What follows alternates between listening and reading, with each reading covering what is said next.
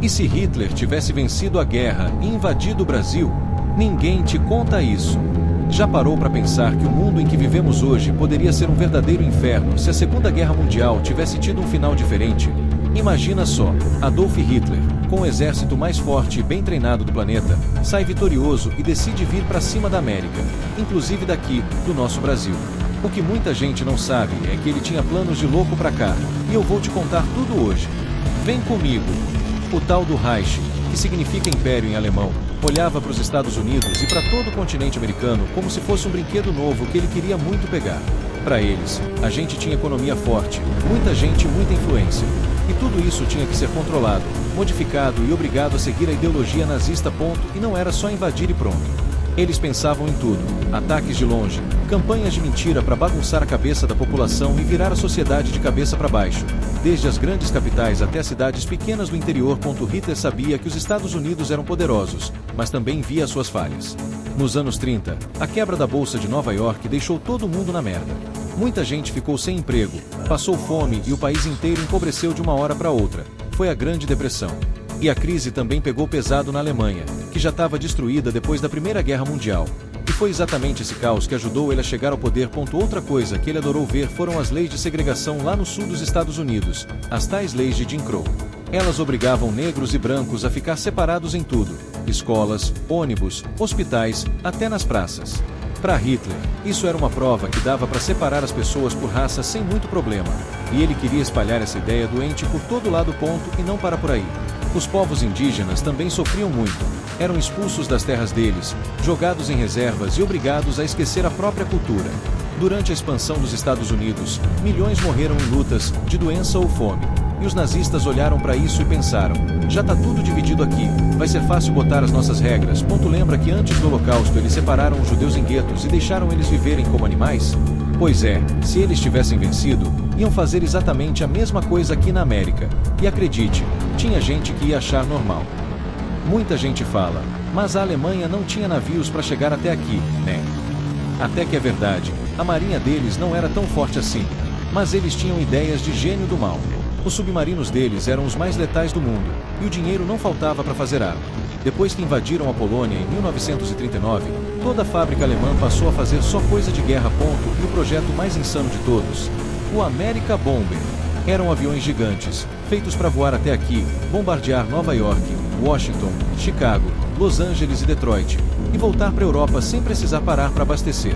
O principal modelo era o Messerschmitt Mi-264, quase 44 metros de tamanho, carregava 4 toneladas de bomba e voava mais de 15 mil quilômetros de uma vez só.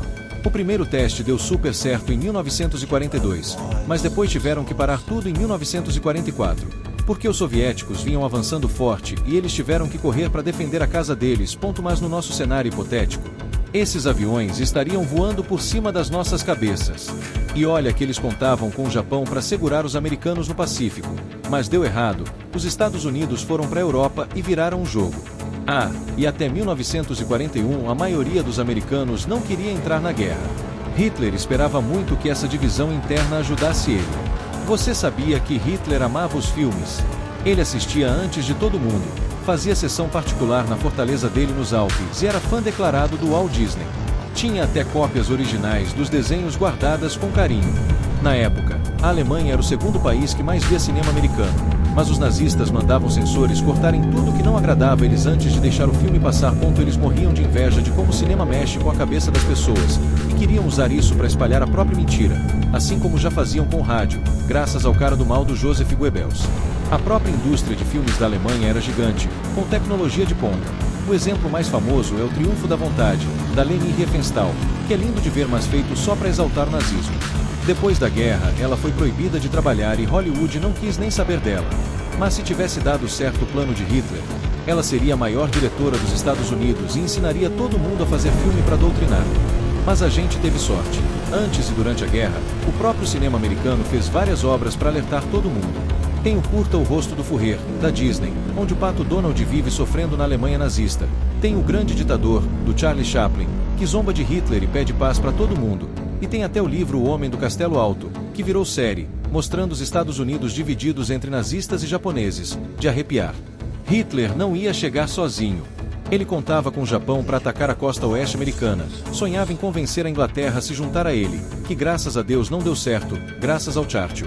E ainda tinha gente famosa que apoiava ele nos próprios Estados Unidos. O dono da Ford, Henry Ford, ganhou medalha de Hitler. O aviador Charles Lindbergh falava mal da entrada dos Estados Unidos na guerra. E tinha grupos que faziam comício misturando a bandeira americana com a suástica. Até a IBM ajudou, sem querer ou não, mandaram máquinas para a Alemanha que organizavam direitinho quem era judeu, quem era cigano, quem tinha deficiência, e aceleraram todo o processo de perseguição. E olha que os próprios Estados Unidos fizeram coisa parecida. Durante a guerra prenderam milhares de pessoas de origem japonesa em campos, e Hitler olhou para isso e pensou, é exatamente assim que vou fazer com todo mundo aqui. Claro que teria muita resistência. O povo americano sabe lutar contra a opressão, ia ter sabotagem, guerrilha urbana, tudo que é jeito para atrapalhar os invasores. E para acabar com a rebelião, os nazistas não iam medir esforço, iam usar bombas, e talvez até a bomba atômica. Eles já estavam quase terminando de criar a deles. Além disso, iam mudar tudo na educação, ensinar as crianças a obedecer cegamente, reescrever a história do jeito que eles queriam, mandar todo mundo que discordasse para campos de trabalho forçado e usar todas as fábricas para fazer arma ponto. E adivinha quem seria o próximo? Brasileiro à América Latina. Tinha muita gente simpatizante do nazismo em comunidades alemãs da Argentina, Paraguai, Chile e também aqui no Brasil. Depois que eles perderam a guerra, vários criminosos famosos fugiram para cá. O médico Joseph Mengele, o Adolf Eichmann, o Klaus Barbie. Até rola a lenda que o próprio Hitler veio morar escondido na Argentina. Ver tudo isso nos faz ver como a gente teve muita sorte. Se eles tivessem vencido, não existiria mais liberdade, não existiria democracia, a violência ia ser coisa normal e milhões de pessoas iam morrer. Hoje a gente reclama de muita coisa, mas pode ter certeza, poderia ser muito pior. Então já deixa o seu like aí, se inscreve no canal Linhagem TV, para não perder nenhuma história dessas e compartilha com quem precisa saber que o ódio nunca vence.